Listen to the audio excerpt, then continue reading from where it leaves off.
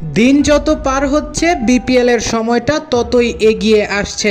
আগামী বিপিএল এর ড্রাফট অনুষ্ঠিত হবে অক্টোবরের শুরু থেকেই। তার আগেই হয়তো প্রত্যেকটা দলের মালিকানা কনফার্ম হয়ে যাবে। কিন্তু আপনি শুনলে অবাক হবেন, সিলেট স্ট্রাইকার্স তো আসছে না, কিন্তু তার পরিবর্তে এক নয় একাধিক কোম্পানি আবেদন করার জন্য ইচ্ছা প্রকাশ করেছে।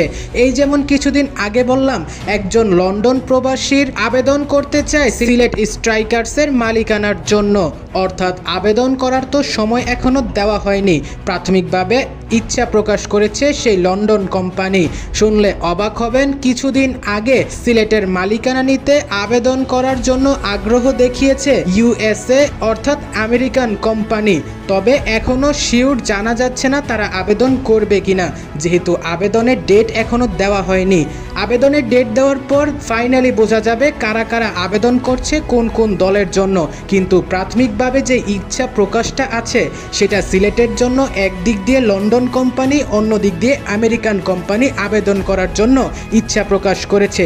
এবার দেখার বিষয় সিলেটের মালিকানা কার কাছে যায়।